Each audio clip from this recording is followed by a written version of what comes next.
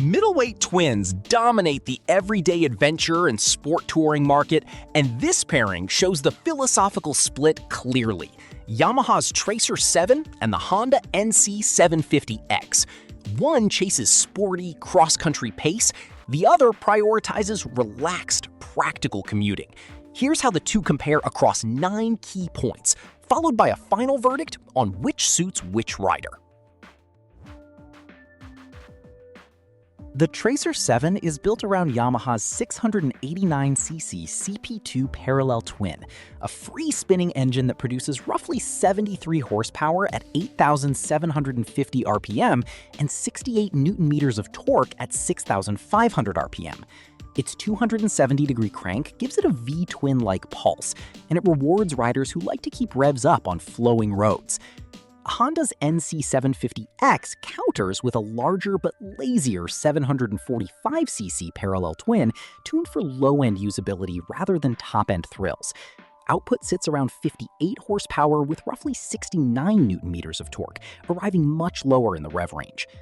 Honda's twin, meanwhile, uses a uniaxial primary balancer alongside its 270-degree crank to keep vibration at bay, prioritizing refinement over excitement. The result is two distinct characters. The Yamaha feels eager and sporty, while the Honda feels unhurried and effortless. This is where the two machines diverge most sharply. The Tracer 7 ships with a conventional 6-speed manual and an assistant slipper clutch, and for 2026 gains the option of Yamaha's new YAMT, a clutchless system that can run fully automatically or be shifted manually via a seesaw trigger. The NC750X, by contrast, has been built around its dual-clutch transmission for years, with the conventional manual gearbox having effectively disappeared from most markets. The DCT shifts automatically or via paddle-style triggers across 3 selectable modes and remains one of the smoothest automated transmissions in motorcycling. Yamaha's YAMT, meanwhile, works in tandem with the YRC electronic suite, so throttle response and shift behavior can be tuned together rather than treated as separate systems. Riders craving full manual engagement will lean Tracer. Those who prize convenience will likely prefer the NC750X's mature, well-proven DCT. The Tracer 7 is the lighter, more flickable machine, with a wet weight of roughly 203 kilograms in manual form, 206 kilograms with YAMT.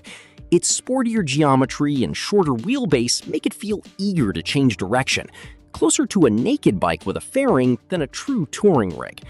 The NC750X carries considerably more mass, at around 226 kilograms, a byproduct of its sturdier steel frame and its emphasis on stability over agility. On twisty roads, the Yamaha is the more engaging partner. In steady cruising or low-speed maneuvering, the Honda's extra heft translates into a calmer, more planted feel. Honda's NC750X has a notably low 802mm seat height, making it one of the most approachable bikes in its class for shorter riders, or those stepping up to a larger machine. Combined with a slim midsection, it lets most riders get both feet flat at a stop, building confidence in traffic and on uneven ground. The Tracer 7 sits taller, with an adjustable seat ranging from 830mm to 850mm, favoring reach and ground clearance over low-speed confidence. Handlebar position differs too. The Tracer leans slightly forward for a sportier stance, while the NC750X's wide, upright bars and roomy foot peg layout favor all-day comfort. Yamaha equips the Tracer 7 with adjustable upside-down front forks and a revised, more rigid chassis for 2026, designed for sharper cornering. The NC750X relies on a simpler, non-adjustable suspension, tuned for compliance and predictability, rather than outright sport performance, paired with around 145mm of ground clearance that allows for light gravel detours despite its road-biased tires. Neither bike is meant for serious off-roading, but the Honda's relaxed suspension tune handles rough pavement and inconsistent surfaces slightly better, while the Yamaha rewards a more spirited pace on smooth tarmac.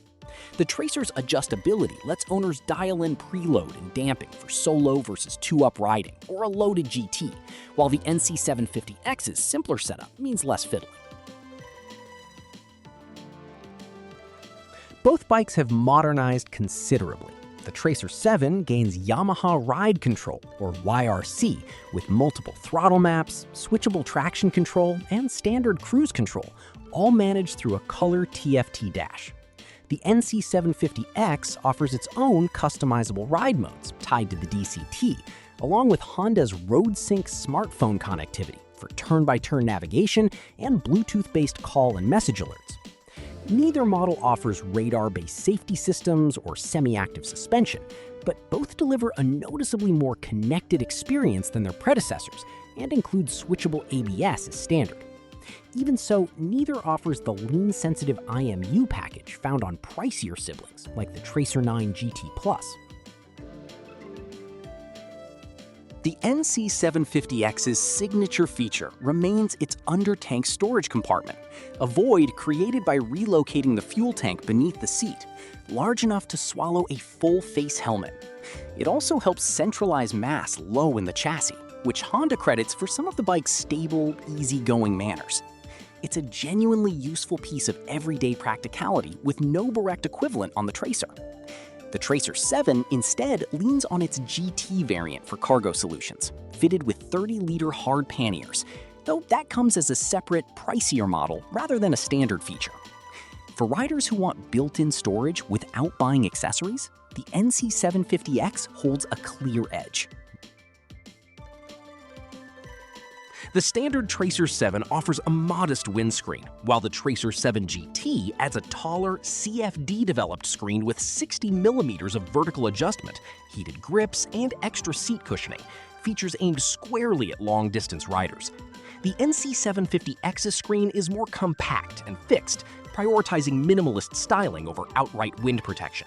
Riders planning regular highway touring will find the GT spec Tracer the more dedicated tool, while the base Tracer 7 and the NC750X both lean towards shorter trips and daily use. Pricing tells much of the story about each bike's intent. The Honda NC750X DCT starts at $9,499 in the US before destination charges, positioning it as an accessible, low-maintenance commuter adventure crossover. The Yamaha Tracer 7 isn't officially sold in the US as of this writing, but in markets where it is available, pricing for the manual version sits around €10,444 in Germany, with the new YAMT variant priced from roughly £9,254 in the UK, placing it in similar territory to the NC750X, but aimed at a rider chasing more performance per dollar. For US shoppers specifically, that availability gap matters.